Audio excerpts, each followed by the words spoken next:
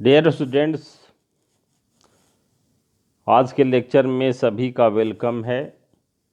आज जो टॉपिक हम लोग स्टडी करने जा रहे हैं उसका नाम है स्टेबिलिटी ऑफ बेंजीन।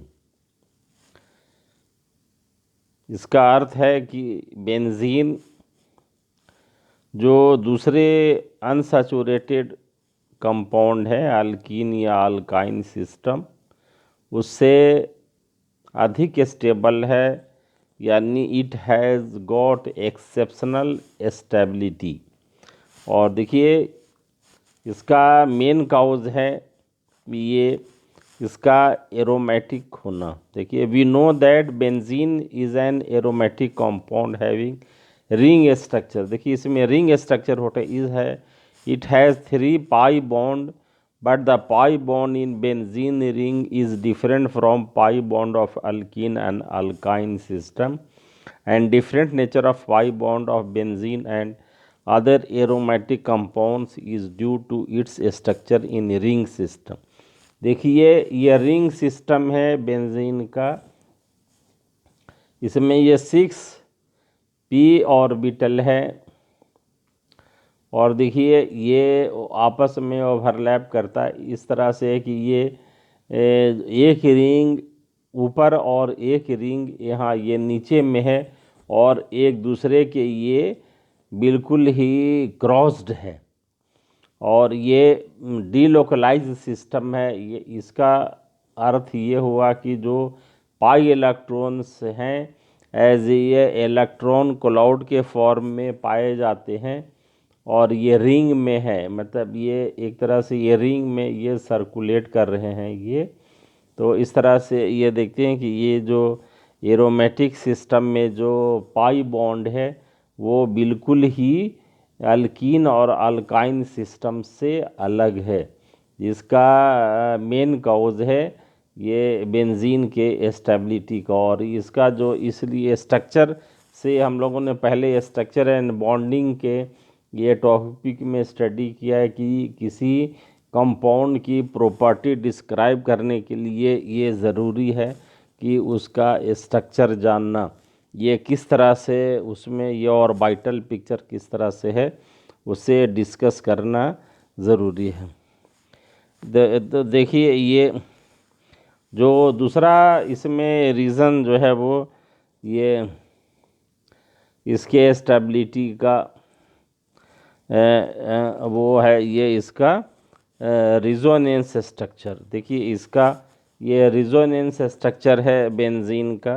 देखिए इसमें ये जो पाई इलेक्ट्रॉन्स हैं इनके ये पोजीशन ये फिक्स नहीं है और हमेशा ये पाई इलेक्ट्रॉन्स का पोजीशन ये चेंजिंग है। तो ये दो ये 3 स्ट्रक्चर है।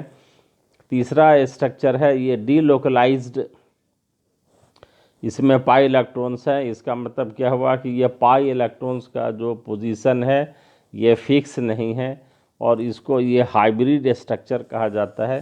तो ये जो हाइब्रिड स्ट्रक्चर क्या है, ये ना तो ये फर्स्ट और ना सेकंड, ये तीसरा स्ट्रक्चर है। ये बेंजीन के प्रॉपर्टी को पूरी तरह से ये डिस्क्राइब करता है।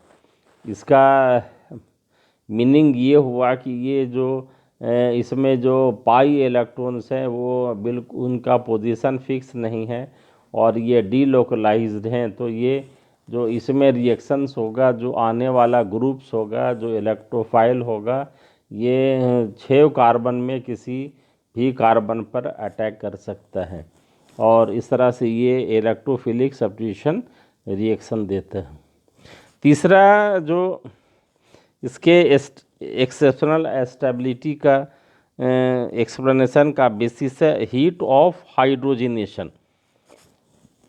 देखिए हीट ऑफ हाइड्रोजनेशन के बेसिस पर हम लोग ये बेंजीन के एक्सेप्शनल स्टेबिलिटी को एक्सप्लेन करते हैं और ये क्या है कि एक तरह से एक्सपेरिमेंटल प्रूफ है इसके एक्सेप्शनल स्टेबिलिटी के।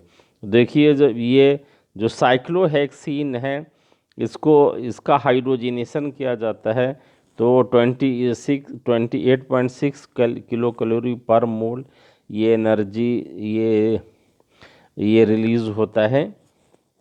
उस तरह से देखिए heat of hydrogenation of cyclohexadiene और ये साइक्लोहेक्साट्राइन का ये हाइड्रोजनेशन करने पर जो एनर्जी हम ये मिलता है ये 55.4 एंड 49.8 किलो कैलोरी पर मोल है।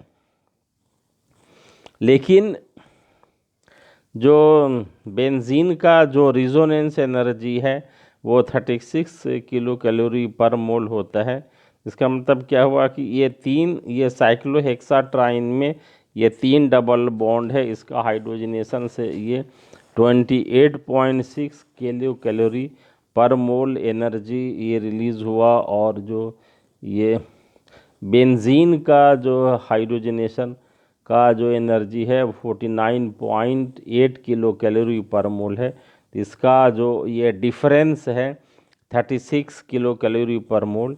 और ये जो एक्स्ट्रा एनर्जी है ये actual resonance energy of benzene है, जिसके कारण ये जो है वो बेंजीन की जो स्टेबिलिटी है वो एक्सेप्शनल स्टेबिलिटी होती है। और ये इसका जो पिक्टोरियल रिप्रेजेंटेशन के द्वारा ये बताया गया है कि देखिए ये साइक्लोहेक्सीन का हाइड्रोजनेशन कराया गया तो ये 28.6 किलो कैलोरी, उस तरह से अगर जो है वो साइक्लोहेक्साडाइन का हाइड्रोजनेशन कराया जाता है तो 55.6 किलो कैलोरी, और अगर साइक्लोहेक्साट्राइन का हाइड्रोजनेशन कराया गया यहाँ पर ये तो 85.8 किलो कैलोरी ये एनर्जी इसमें रिलीज़ होता है। लेकिन अगर बेंजीन का हाइड्रोजनेशन कराया गया तो ये 49.8 किलो कैलोरी है। लेकिन इसमें देखते हैं कि जो साइक्लोहेक्साट्राइन का जो हाइपोथेटिकल ये जो मॉलिक्यूल माना गया है, इसको एक्चुअल में ये बेंजीन मॉलिक्यूल होता है, साइक्लोहेक्साट्राइन मॉलिक्यूल ना होकर के। तो इसमें ये 85.8 माइनस 49.8 किलो दोनों का डिफरेंस है, ये 36 किलो कैलोरी पर मोल होता है। तो ये एक्चुअल में क्या है कि जो एनर्जी रिलीज़ हुआ ये रिजोनेंस एनर्जी ऑफ बेंजीन कहा गया, जिसके कारण क्या है कि ये मेन कॉज है इसके एक्सेप्शनल स्टेबिलिटी का। तो ये इस तरह से हम लोग देखते हैं कि ये from pictorial representation of heat of hydrogenation of cyclohexene, cyclohexadiene and cyclohexatriene, it is evident that resonance energy of benzene is 36 kilocalorie per mole, and this energy is obtained in form of resonance and energy of benzene, due to which it has got exceptional or extra stability. Therefore it can be concluded that the benzene molecule have exceptional stability. तो इस तरह से experimental basis पर इसके orbital picture के basis पर और ये जो है रिजोनेंस स्ट्रक्चर है, ये देखते हैं कि ये जो बेंजीन मॉलिक्यूल है वो एक्स्ट्रा स्टेबल है। और इसके मेन कारण है कि इसका जो हीट ऑफ हाइड्रोजनेशन और जो इसका ऑर्बिटल पिक्चर है उस बेसिस पर इसे एक्सप्लेन किया गया है। तो इस तरह से देखते हैं कि ये बेंजीन जो मॉलिक्यूल है इसकी ये एक्स्ट्रा स्टेबिलिटी होगी। तो ये थैंक यू वेरी मच। आज इस लेक्चर को हम लोग यहीं वाइंड अप करते हैं।